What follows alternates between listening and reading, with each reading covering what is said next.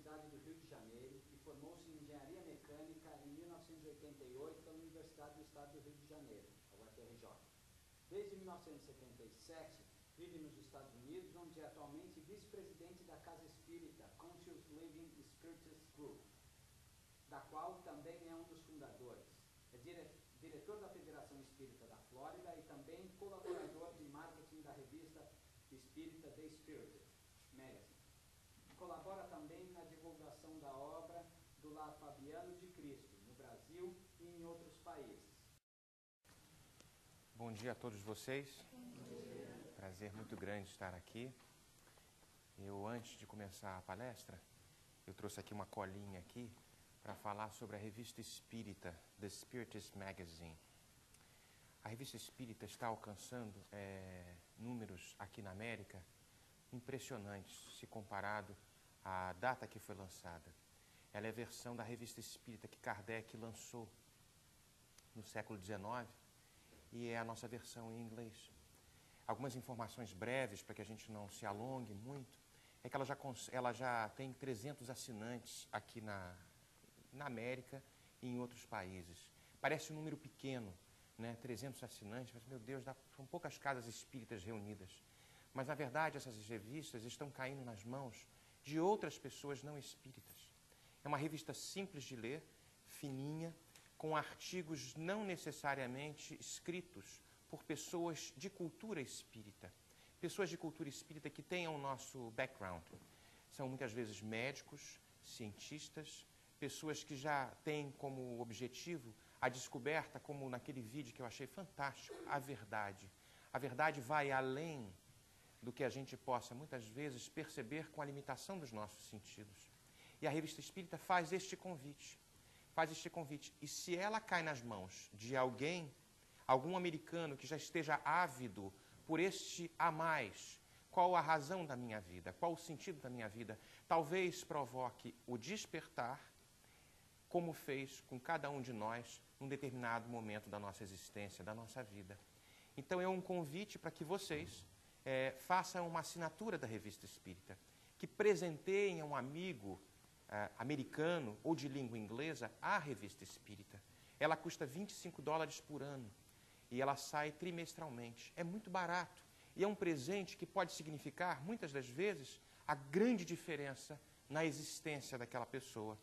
Então, vocês que que estão aqui inseridos de certa forma na comunidade americana, por que não pegar o endereço de repente e para que a assinatura vá trimestralmente para aquela pessoa?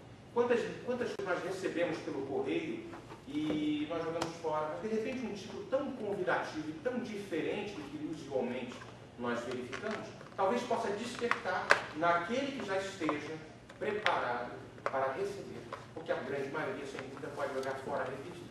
Mas alguém que esteja na ansiedade, ou talvez influenciado por um espírito benfazejo, leia, abra uma página, verifique um artigo, que talvez possa mudar a sua vida.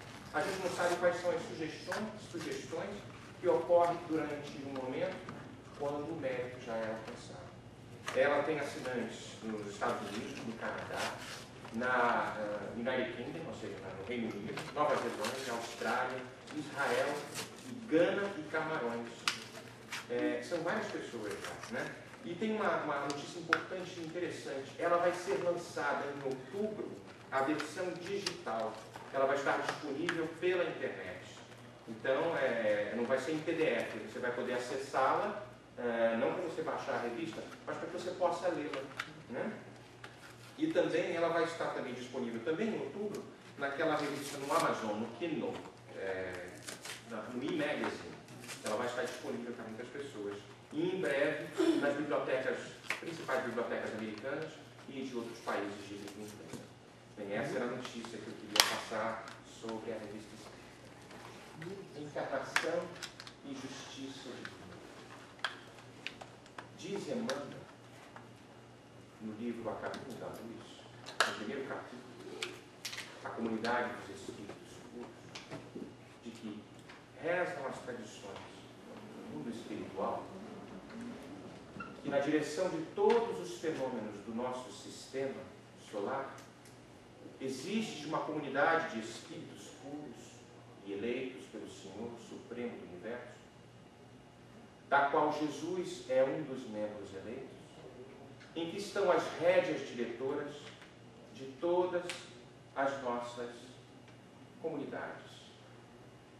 Jesus, sendo um dos membros, reuniu-se nas proximidades do planeta terrestre com esta comunidade, até onde o mundo espiritual sabe, por 2 vezes no concurso dos milênios conhecidos. Uma, quando o orbe terrestre, não Jesus, perdão, todos os espíritos com Jesus. Uma, quando o orbe terrestre desprendia-se da nebulosa solar, para que fossem lançadas as bases do nosso sistema cosmogônico e os pródromos da matéria em ignição na Terra.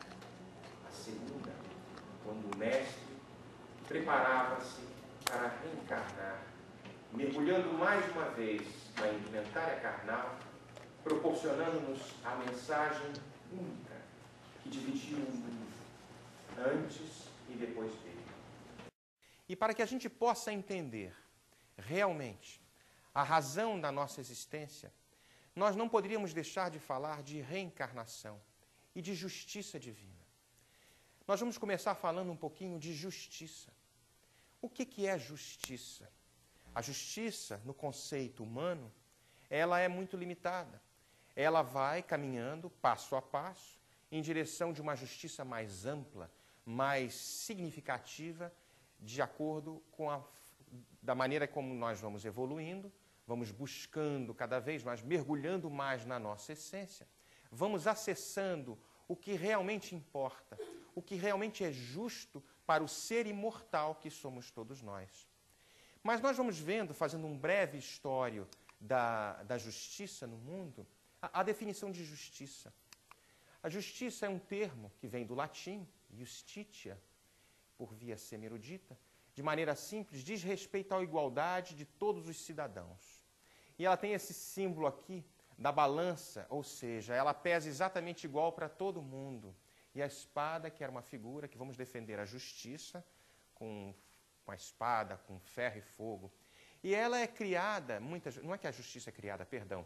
E ela, a partir dos tempos, as civilizações, à medida que elas vão evoluindo e vão alcançando níveis de conscientização mais elevados, vão criando regras e mecanismos para proteger o direito do cidadão, o direito da propriedade, a igualdade, os padrões justos de uma época, nem justos no ponto de vista humano, nem sempre são justos do ponto de vista humano da nossa época de hoje.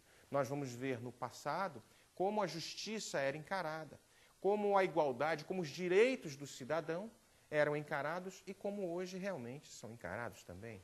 Nós temos conhecimento de que o primeiro código de leis, eu botei aqui uma figurinha aqui, como é que a gente ainda interpreta a justiça?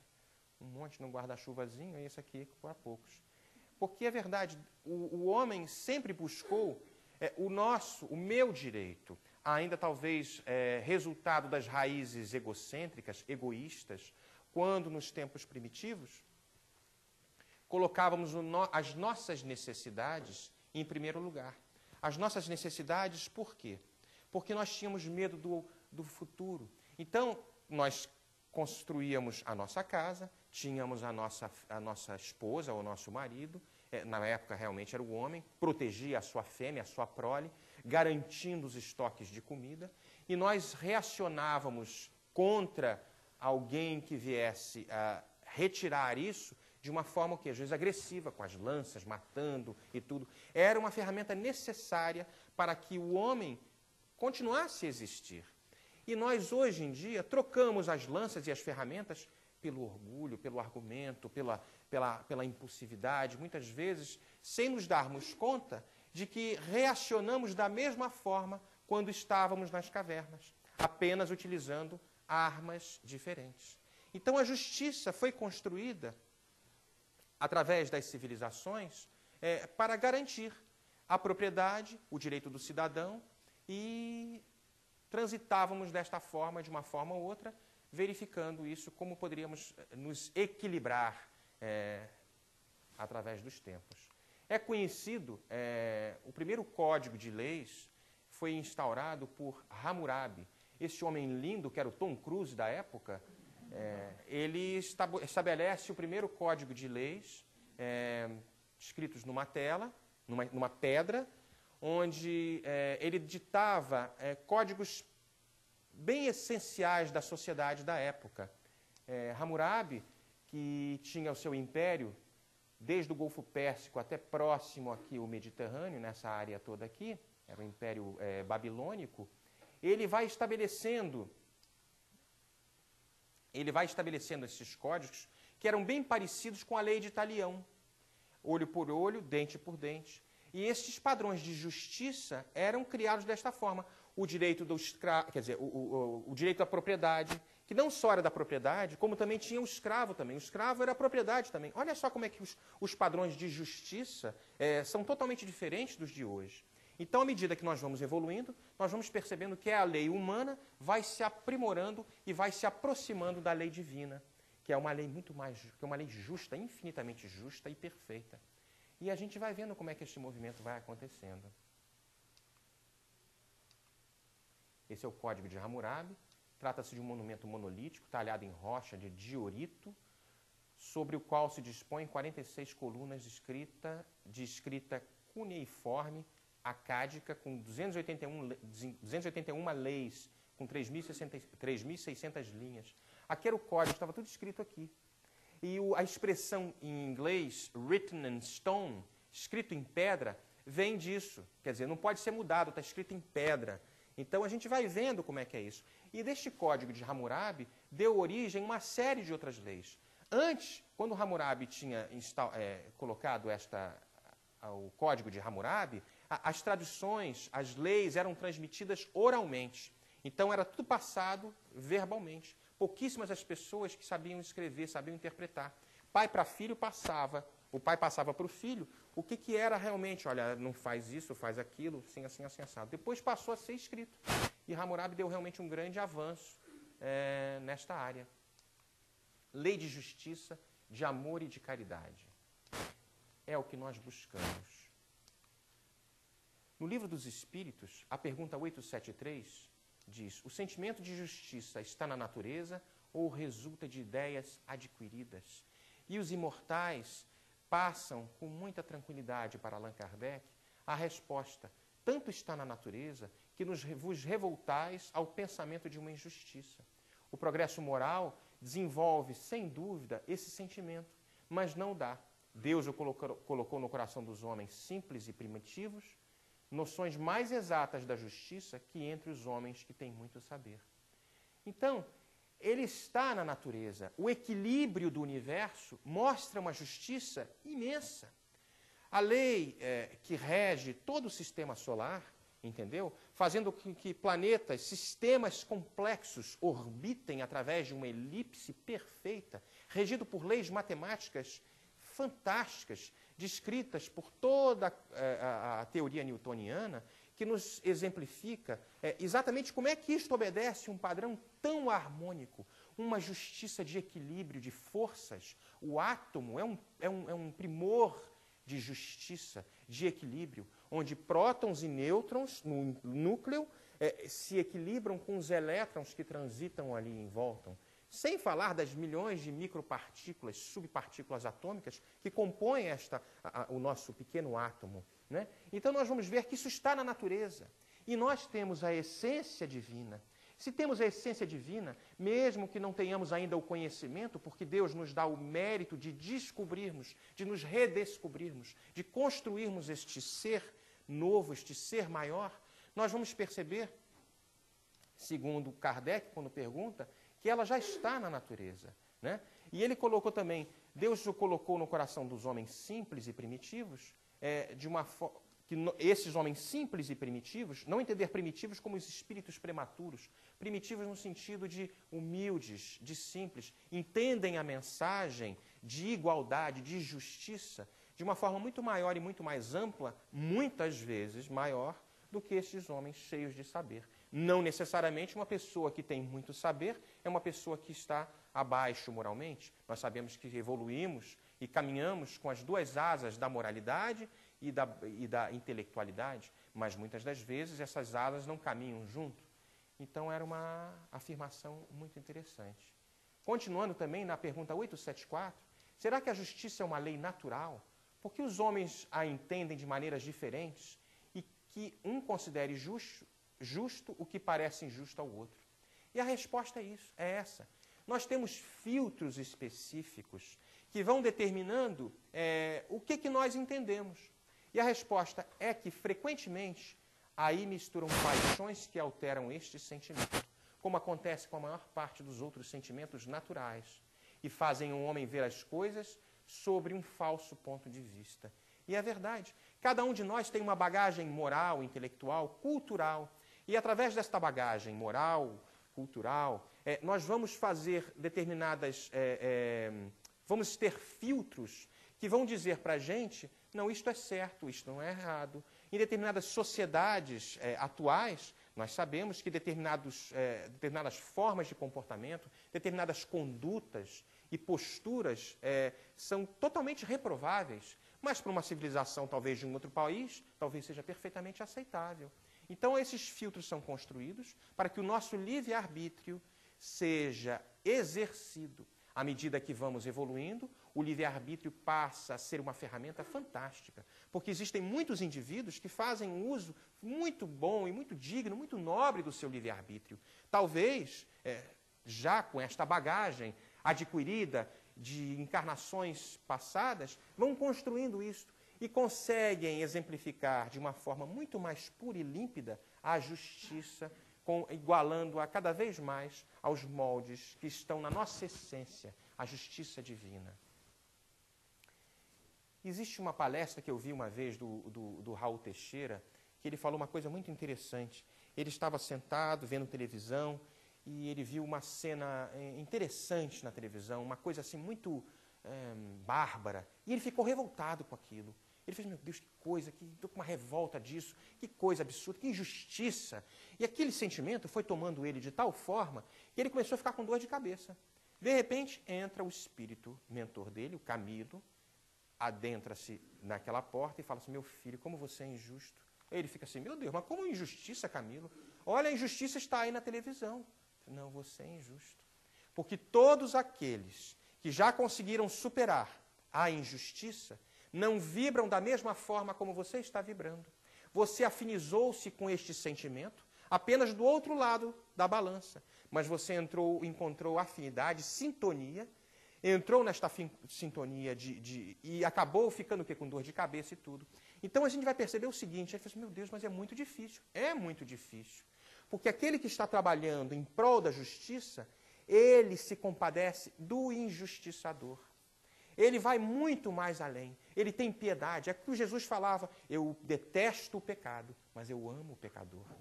Então nós vamos ver exemplos grandíssimos, especialíssimos. E ele dá o exemplo, nesta mesma forma, de Gandhi, de Martin Luther King. Gandhi, através de um movimento de paz, convocando aos indivíduos daquele país, da Índia, que pudessem modificar, libertando todo aquele povo do Império Britânico, através da não violência, convidando-os de uma forma pacífica. E a gente vai vendo. E tinha uma frase muito interessante, quando falava, um homem consegue, quando alcança o mais alto nível de amor, na sua total expressão, consegue abarcar o ódio de milhares de pessoas. E nós temos o exemplo disso, Jesus. E tantos outros exemplos. Madre Teresa de Calcutá, numa das suas jornadas, numa das suas incursões através das vilas de Calcutá, paupérrimas, percebe um local específico onde seria construído um pequeno hospital. Um hospital nos moldes, porque a miséria era muito grande. E ela adentra-se de uma determinada situação, de uma determinada localidade, e começa ali, compra a casinha, aquela coisa toda, as irmãs da caridade começam ali, e a população local, lideradas por um homem que tinha, não, saia daqui, isso não tem o menor sentido, nós não queremos você aqui, a sua religião é pobre, é hipócrita, nós não queremos de maneira alguma. E ela dá uma certa lição de moral nele, de uma forma muito linda, muito bonita. Passa-se o tempo, ele percebe, observando pelas frestas daquele local, como ela tratava os doentes, com sinceridade, com amor. Então ele foi convencido pelo amor que aquela mulher já irradiava, de que era sincero, ela era justa, porque conseguia fazer uma conciliação de forças, de amor e de harmonia, capaz de modificar internamente cada uma daquelas pessoas que outrora se colocavam de forma adversa e contra aquela igreja que chamavam, de que realmente era hipócrita, questionavam de uma série de formas. Então a gente vai vendo realmente Martin Luther King, como tinha Gandhi como exemplo, fez o mesmo movimento, transformando o país e criando realmente a grande transformação naquele discurso que ele faz em Washington, quando ele falava: eu tenho um sonho de ver todos os meus irmãos, independente da raça, independente da cor da pele, estarem juntos, sentados para discutir questões primordiais ao ser humano. Não a esta ou a determinada raça. A justiça sendo exemplificada e colocada de uma forma tão especial. São esses ícones aqui e ali que foram enviados pelo Messias, talvez, espíritos com capacidades intelectuais e morais maiores, para dar estes impulsos de progresso e de justiça na nossa sociedade. Continuando ainda, a pergunta 875, como se pode definir a justiça? A justiça consiste no respeito aos direitos de cada um. Quando respeitamos os direitos de cada um, damos o direito daquela pessoa pensar diferente. Kardec falava isso com muita propriedade. Ele falava o seguinte: é muito natural que a pessoa discorde de mim. E é importante que ouçamos aquela pessoa. Porque nem todos de nós têm a mesma bagagem cultural, como falávamos antes, e nem todos de nós conseguem enxergar um determinado assunto sobre uma determinada ótica que nós estamos enxergando. Por isso, abrir-se a convidar ao próximo e convencermos aos outros, não desta forma impositiva, mas de uma forma expositiva. Mais uma vez voltando à verdade, aquele filme que eu achei fantástico. A verdade não precisa de defensores. A verdade vai aparecer mais cedo ou mais tarde. E ela é inexorável, porque ela vai realmente convidar ao ser humano a esta grande mudança. Caridade e amor ao próximo. Qual é o verdadeiro sentido da palavra caridade, como a entendia Jesus? Benevolência com todos, indulgência com as imperfeições dos outros, perdão das ofensas. Cada um de nós tem um histórico de vida. Cada um de nós nessa sala. Cada um de nós neste estado, neste país, no mundo, tem um histórico de vida. E quem de nós poderia julgar e desenhar numa escala de reencarnação quais foram os steps, cada degrau de que cada um de nós passou, as dores, os conflitos, as alegrias, as afeições que experimentamos, as separações que nos experimentamos também, as dores terríveis, atrozes, que muitas das vezes ficamos quietinhos e calamos, porque temos até vergonha de externar o que nós pensamos. Porque nos encontramos numa situação ainda de estado evolutivo tão complexa. É um mundo, é um universo. Então, como não conseguimos fazer uma análise complexa e muitas das vezes recebemos as farpas da incompreensão de um irmão nosso, talvez por externarmos uma opinião, olha o meu nome voando, uma opinião que seja contrária, ele vai vibrar e vai reacionar de uma forma diferente. E aí nós fazemos o quê? Voltamos ao passado, lá atrás, quando reacionávamos, quando uma agressão nos vinha com as lanças. Mas hoje em dia nós usamos o verbo, a calúnia, as artimanhas que muitas das vezes sabemos usar, que ferem muito mais do que uma lança.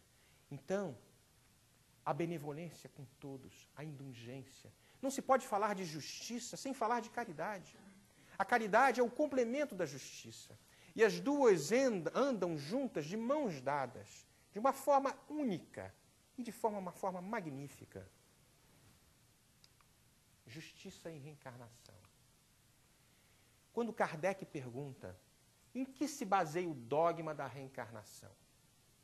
Lembre-se, prestem atenção, os espíritos não corrigem Kardec, o dogma da reencarnação. Nós temos aquele conceito dogma como sendo uma coisa, uma máxima religiosa. Os dogmas religiosos no passado tinham aquela coisa. Dogma é uma coisa que não se muda. Ele não pode ser modificado. Mas os espíritos não falam assim, meu filho, não é dogma, porque dogma é no sentido religioso e tudo. Ele não fala. Dogma é uma palavra que significa as máximas, as balizas, o que é realmente, o que é definitivo, o que realmente encerra. E a gente tem aquela, meu Deus, mas a gente não pode usar a palavra dogma. Tudo bem, a gente não pode usar a palavra dogma em uma série de coisas. Muita coisa pode ser discutida e tem realmente as suas variações.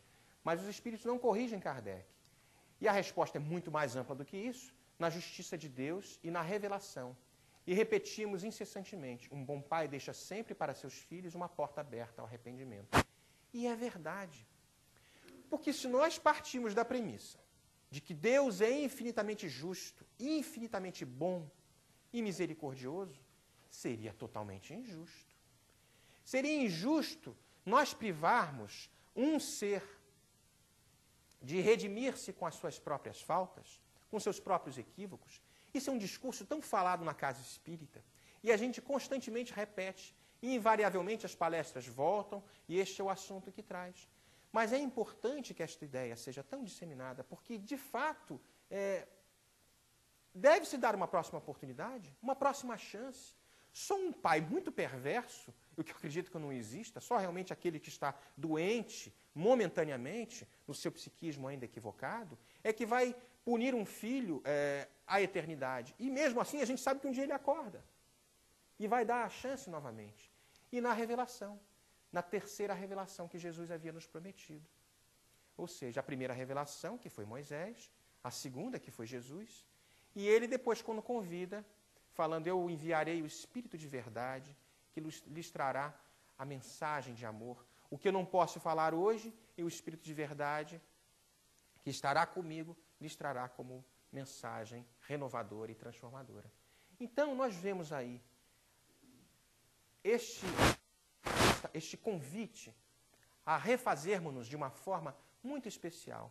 Existem diversos casos na literatura espírita de casos de reencarnação. Para que a gente possa citar onde existe realmente uma das histórias do irmão X, psicografia de Chico Xavier, existia um grande advogado no passado, que ele se chamava o Grande Cabeça. Ele era um homem extremamente inteligente, muito intelectualmente muito bem desenvolvido, mas ele era pouquíssimo elevado moralmente. E ele utilizava-se desses recursos intelectuais para driblar a lei, por conhecer profundamente os artigos do Código Legal brasileiro. Ele utilizava-se das brechas legais para driblar, de certa forma, e alcançar determinados objetivos que as pessoas de má fé, por saberem da sua capacidade, que se acercavam dele, e ele acabou utilizando isso de uma forma muito equivocada.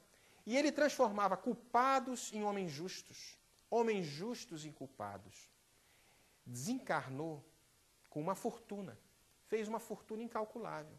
E no plano espiritual, já extremamente arrependido, quando se dá conta realmente do mal terrível que fez, como o seu perispírito extremamente danificado, os centros de força extremamente danificados, ele, depois de espiar um bom tempo no plano espiritual, pede para voltar, tendo a oportunidade, mais uma vez, reencarnação, de ressarcir a lei que outrora havia infligido.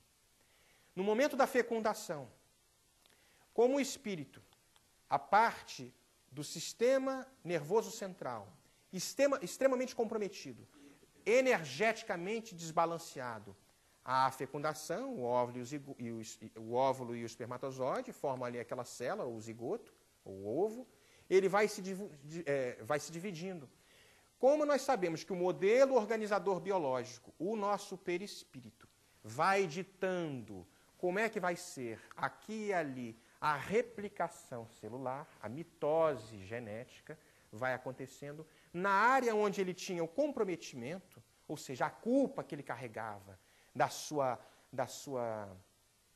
do seu mau uso da inteligência, fez com que degenerasse de tal forma a multiplicação celular que ele nasceu de uma forma macrocéfala, ou seja, macro de grande, céfala, a parte cefálica, ou seja, ele era um cabeção desse tamanho e um corpo normal. Era o grande cabeça, como era chamado no passado.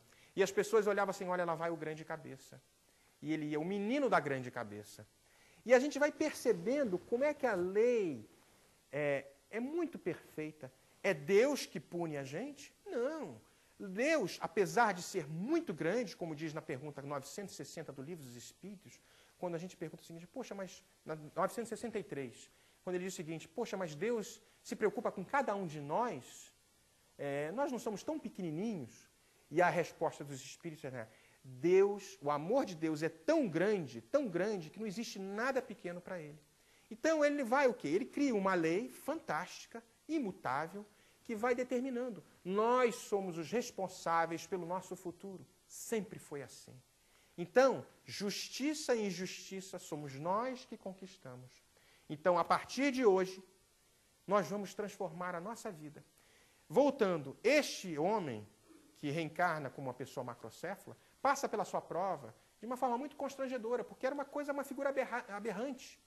Da mesma forma, encontramos os anencéfalos. E hoje a mesma sociedade, anencéfalos, ou seja, com nenhuma capacidade cerebral, muito pequenininho, praticamente sem cérebro. E a gente vê a mesma sociedade que condenou essas pessoas, querendo matar os anencéfalos no próprio útero, alegando que eles não têm nenhuma capacidade e vão morrer ao nascer. E a gente percebe, olha que coisa interessante, os conceitos de justiça, como são equivocados, como este conceito de reencarnação é tão importante, que quando nós identificamos e percebemos de que a reencarnação é um fator biológico, é um fator que existe, nós vamos passar a rever uma série de aspectos do nosso Código Penal, do nosso Código, que define a justiça nos moldes da qual hoje nós nos inserimos. Da mesma forma como no passado, sem a capacidade intelectual que tínhamos, analisávamos de uma ótica muito mais materialística que a de hoje. E vamos evoluindo cada vez mais. Em diversos casos, existe na literatura espírita uma série de exemplos. Intuição das penas e gozos futuros. De onde vem a crença que se encontra em todos os povos das penalidades e recompensas futuras? É sempre a mesma coisa. Pressentimento da realidade trazida ao homem pelo Espírito nele encarnado. Porque sabei-o, não é em vão que uma voz interior vos fala. O erro está em não escutá-la com bastante atenção. Se pensasseis bem nisso, e mais frequentemente, melhores vos tornarias. Então, tudo está inserido dentro da gente. A semente divina, de forma alegórica, porque somos filhos deste ser, o incriado, o que sempre existiu, o eterno. Ele é o soberanamente justo. Não existe nada além. É o supremamente justo. Não tem nada acima. Existe o universo criado por ele. Se ele é supremamente justo, tudo o que ele faz é perfeito. Então, mesmo que nós nos debatemos aqui, mesmo que a gente blasfeme determinada circunstância ou situação na qual nós somos inseridos, acalmemo-nos, para que isso tenha uma razão de ser.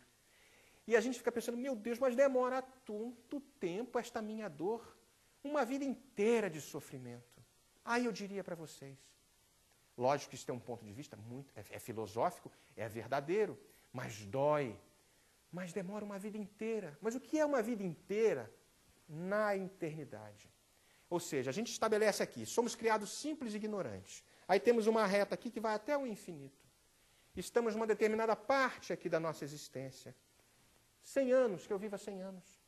Que eu viva 80 anos. Aí você fala, meu Deus, é muito tempo de sofrimento. Mas é nada. É um segundo. Como diz em outra pergunta do Livro dos Espíritos, da qual eu não me recordo, se a percepção de tempo que os espíritos puros têm é a mesma dos espíritos imperfeitos. É totalmente diferente. Então é preciso, já que Deus é justo, soberanamente, super inteligente, infinitamente inteligente, Ele cria mecanismos indiscutíveis. Indiscutíveis, aí eu não estou voltando ao dogma, não.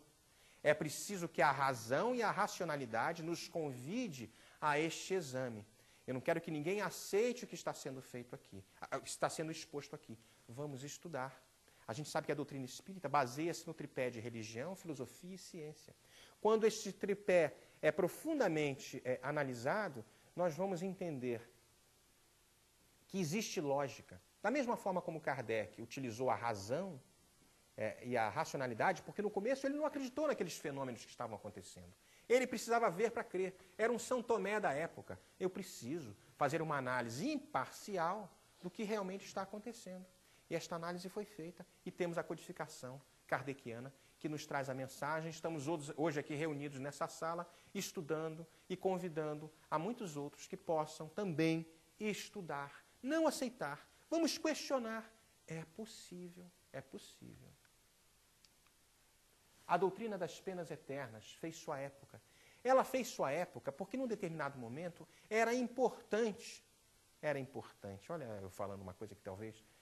Era importante pelo seguinte, a igreja e outras doutrinas religiosas utilizavam a doutrina das penas eternas porque o seguinte, o homem ainda imbuído daquele sentimento de controle, de dominação política, precisava, de alguma forma, controlar o povo. Então nós sabemos o seguinte, você quando apresenta uma doutrina de diversas vidas, onde você tem a oportunidade de ressarcir os seus débitos numa próxima existência, o controle sai das mãos de uma meia dúzia. Os religiosos, os grandes doutores da lei daquela época, tinham o quê? Meu Deus, eu perdi o poder. Eu perdi o poder. Então, o que aconteceu? Vamos banir esta lei de reencarnação, como aconteceu no 5º Concílio Ecumênico de Constantinopla, no ano 553, quando o imperador Justiniano, convocando este concílio, bane a reencarnação. Porque era uma prática conhecida e aceita na doutrina cristã primitiva. Era muito comum. Orígenes, que é um dos fundadores da igreja, estabelece, apresenta a doutrina da reencarnação de uma forma muito tranquila. Santo Agostinho era reencarnacionista e uma série de outros. Então nós vamos percebendo, ela fez a sua época. Ela fez a sua época.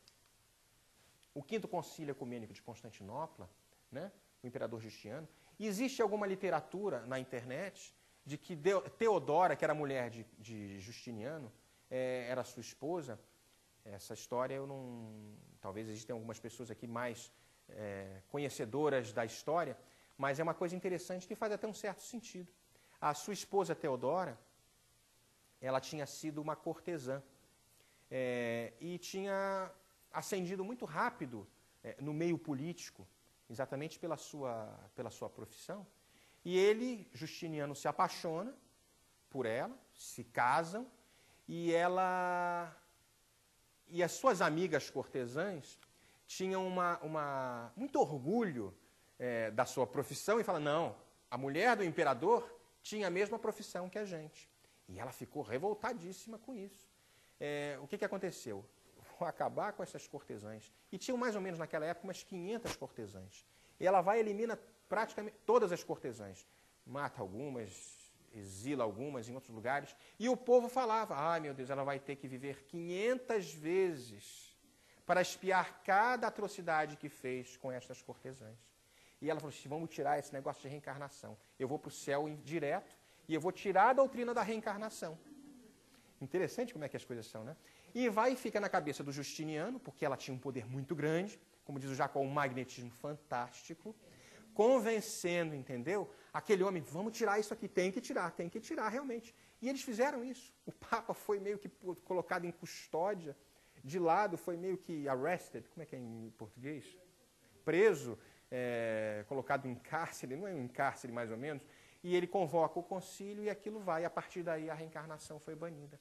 Então nós vamos percebendo como é que a lei dos homens, à medida que nós, ainda muito imperfeitos, queremos nos ajustar a conveniências pessoais, porque temos filtros ainda impróprios e incapazes de discernir o que é realmente essencial, a essência divina de cada um de nós, e vamos modificando aqui e ali, tentando burlar uma lei que é imutável.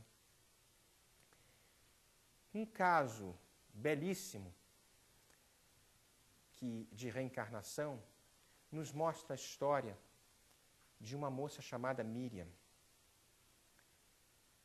Jesus, numa pequena aldeia de frente para o mar, eu vou tentar abreviar porque é uma história muito longa, no meio de uma aldeia de frente para o mar, conversava com aqueles pescadores e aquela comunidade que embebecia-se das suas palavras de conforto. O seu evangelho de amor tocava aqueles corações aflitos de uma forma como nunca antes, aquela mensagem cristã. E ele falou toda a manhã e falou toda a tarde, quando rapidamente, ao entardecer, começou o tempo mudar. E as nuvens começaram a fechar o tempo, e uma tempestade sinalizava vir. As pessoas rapidamente foram se despedindo, Jesus parou de falar, e cada um foi saindo para o seu tempo, para a sua casinha, e o mar começava a formar aqueles carneirinhos, aquelas ondinhas, e convidaram Jesus: vamos, meu mestre, vamos nos alojar na casa de fulano. E ele, contrariando aquelas pessoas, falou: não, devemos seguir. E os apóstolos acharam interessante, meu Deus, meio contrariados, estavam um pouco com medo da sua integridade física, continuaram andando, seguindo o mestre, e ele se adentra no meio da floresta, e o tempo fechando, aquela ventania toda, e eles, meu Deus, o que é? E o mestre muito calado, caminhava, decidido, e em direção ao local. De repente, no meio ali, ele vai e desvia. Ele desvia, entra num caminhozinho, num atalho, e o povo não entendia, aqueles apóstolos atrás, e eles vão atrás também. Lá no final, tinha uma casinha, bem afastada, perto do mar também, mas num caminho diferente ali, bem distante daquele vilarejo. Eles vão se adentrando. Era costume na época de darem guarida aos viajantes e fornecerem comida e vestimentos às pessoas que vinham de fora, num sinal de caridade, de boa vontade. Os 12 apóstolos de Jesus batem na porta, abre a porta um casal que os convida a entrar, e eles entram e agradecem.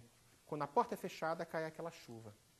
E aí oferecem a comida, um alimento, pouco que existia, para que eles pudessem dividir ali, as roupas, trocam algumas palavras, e Jesus comporta-se de uma forma diferente desta vez, porque ele sempre falando, nunca perdendo a oportunidade de passar uma mensagem de amor, ele se coloca de uma forma muito calada, muito quieta. E os apóstolos prestaram atenção nisso. Os dois donos da casa, o casal, reconheceram aquele homem como o pregador, o suposto Messias, porque tinham visto ele na aldeia uma semana antes, como sendo o homem que curava as pessoas, o homem que tirava os demônios das pessoas, curavam os leprosos, e eles acharam interessante, mas não abriram muito a boca, estavam ali prestando atenção. Jesus rapidamente termina com a refeição, despede-se e dorme. E as pessoas ficaram mais assim, meu Deus, o mestre entrou mudo e saiu calado. Deita, dorme, os apóstolos seguem os passos do mestre. No dia seguinte acordam. O mestre acorda, levanta-se, comem o desejum, o café da manhã. O casal, dono da casa, fica ali olhando e tudo. A mulher olha Jesus, a dona da casa, fixamente. E os seus olhos refletiam uma tristeza incomparável. Uma dor muito profunda visitava os pensamentos e a alma daquela mulher. E Jesus percebeu. Jesus olha profundamente, com seus olhos também umedecidos, levanta-se, vai até fora da casa, olha para o céu, estica os braços, como se estivesse se espreguiçando, faz um breve vasculhando a redondeza daquela casa e percebe que na vizinhança daquela casa havia como se fosse um adendo, uma construção adenda àquela casinha. E ele vai caminhando naquela direção.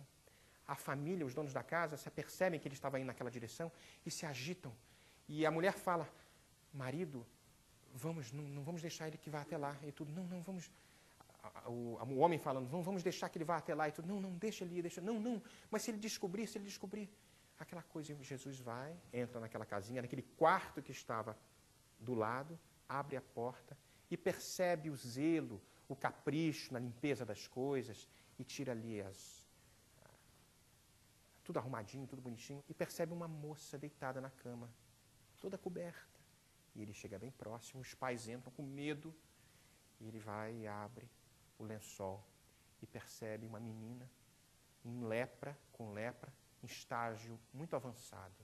Ele entende a situação, que já sabia, e a mulher vai e fala, mestre, ajuda-nos porque não sabemos. Tínhamos medo de falar para todas as outras pessoas que a nossa filhinha estava com lepra, porque senão iriam recolher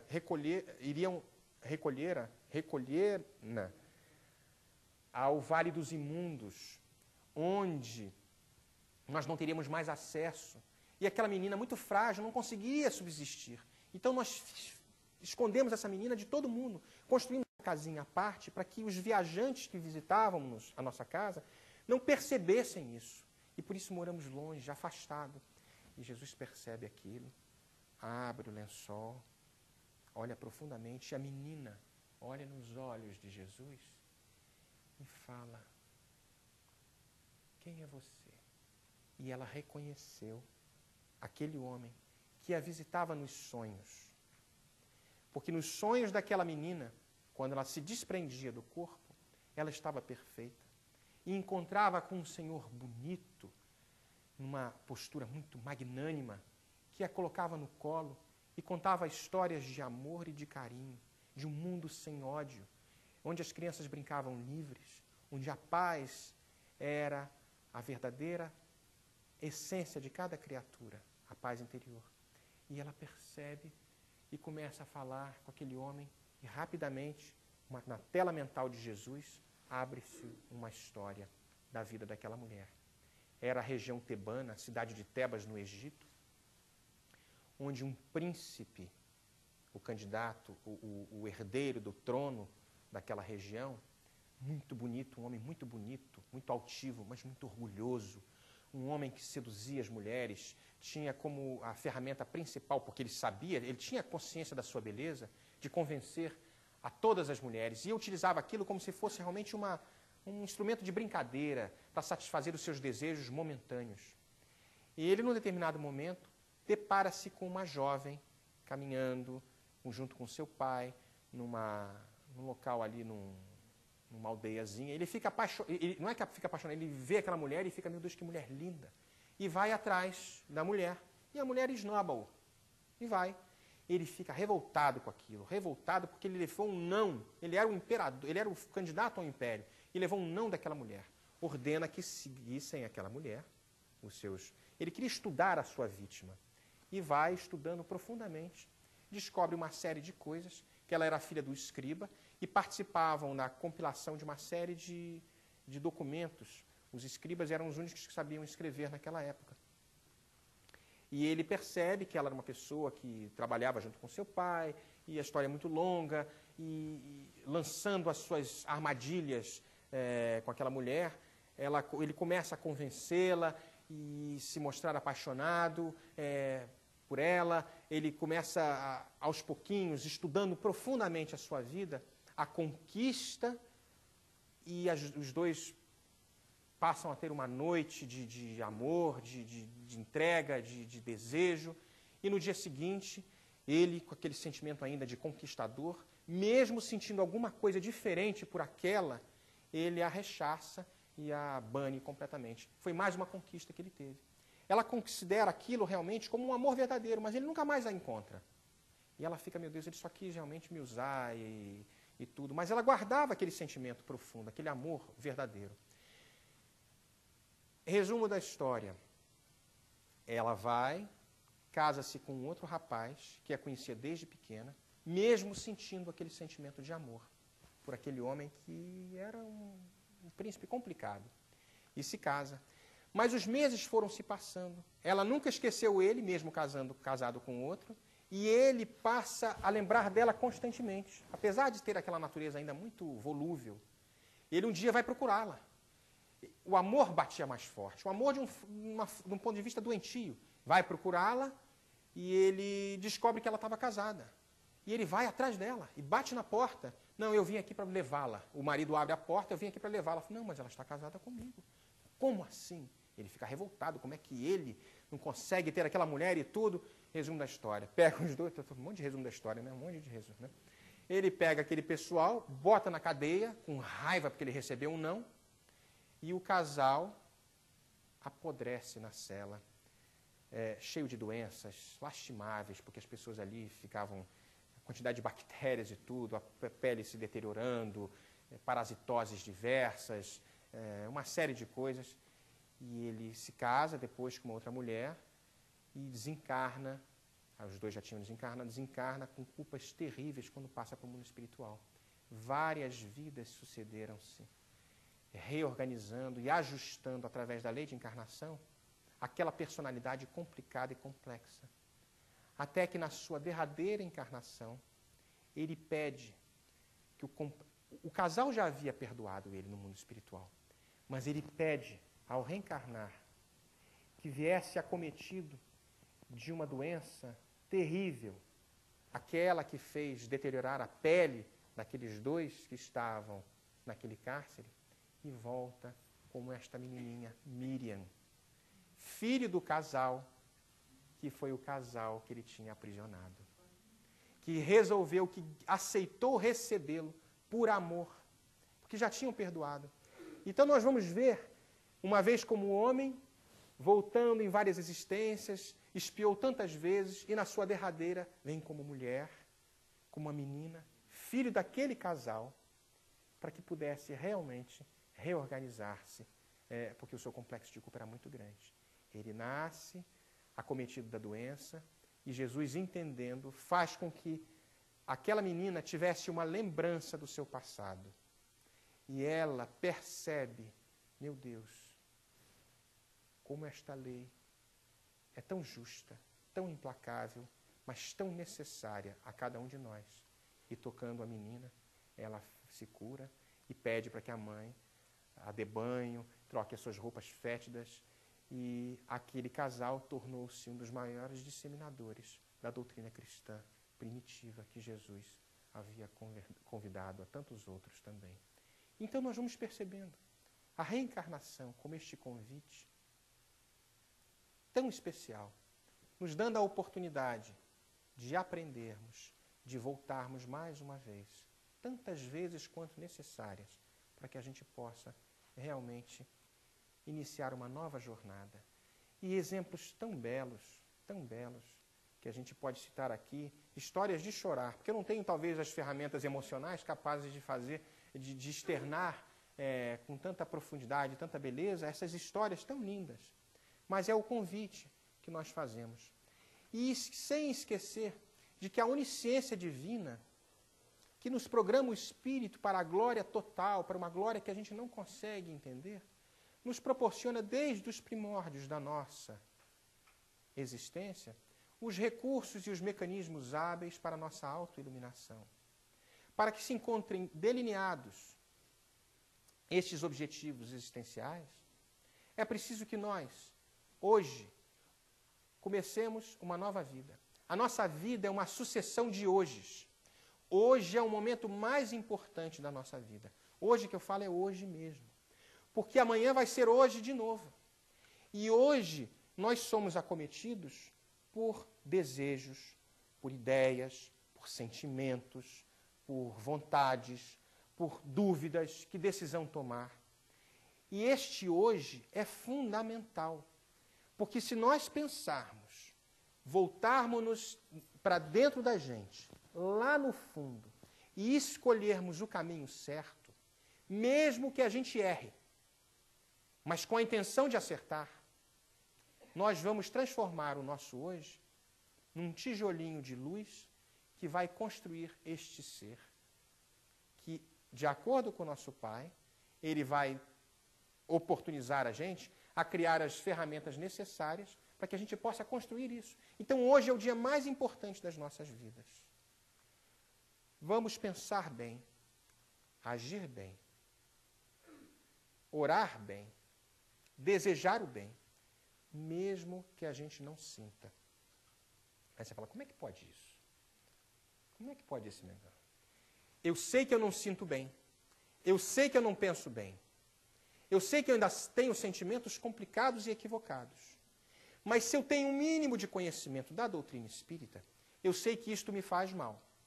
Nós fazemos hoje o seguinte movimento.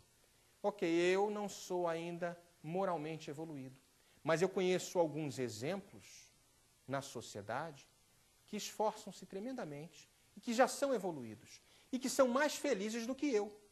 Então, o que eu faço? Eu quero ser feliz como ele é. Por inteligência, não somos duas asas, moralidade e intelectualidade. Por inteligência, se eu consigo fazer uma boa associação, eu quero ser igual àquele. Então, eu vou tentar agir como aquele. Hoje eu viro um papagaio de imitação. Eu vou imitar, mesmo que eu não sinta.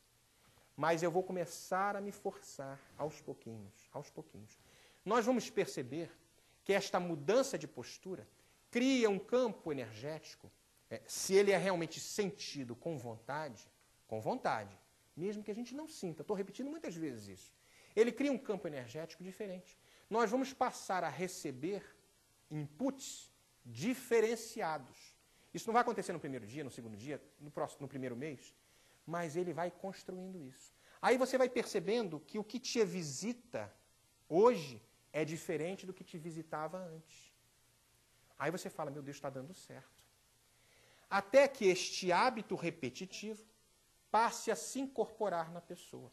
Incorporando-se na pessoa esses bons hábitos, nós vamos, sem perceber, nos modificando. É o hoje sendo vivido hoje. É esta construção diária que fazemos. Então, a gente começa como um papagaio imitando Madre Teresa. Imitar Madre Teresa, olha que pretensão a minha. Começa como um papagaio imitando alguém que é bonzinho. Mesmo que a gente pense que ele é bonzinho, mas ele não é bonzinho. A gente vai começando a seguir estes exemplos, né? Porque a gente tem aquela coisa, às vezes não, fulano é bonzinho, às vezes não é, está com as mesmas dúvidas que a gente. E está ele também tentando imitar outro, é aquela cadeia da imitação. Não é verdade?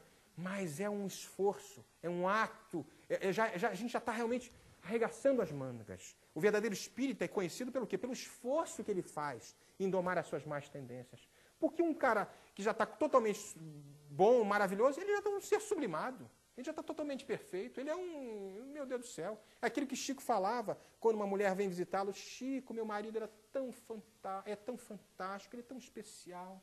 Meu Deus, ele é um exemplo na comunidade. Ele é bom com os filhos. Ele é amoroso, ele é caridoso. Só tem um defeito, Chico. Mas minha filha, qual é o defeito dele? Ele não é espírita. Aí ela fala, e precisa ser? Então esses rótulos são desnecessários. Se nós construímos, aos poucos, através das nossas reexistências, das nossas reencarnações, este homem que nós queremos ser amanhã. Mas essa construção começa hoje. Hoje é o dia mais importante da nossa vida. E é por isso que, através destas palavras, eu não sei nem se eu vou terminar agora, um pouquinho antes, é o convite que a gente faz, para que a gente possa realmente construir hoje o amanhã que queremos viver. Muito obrigado.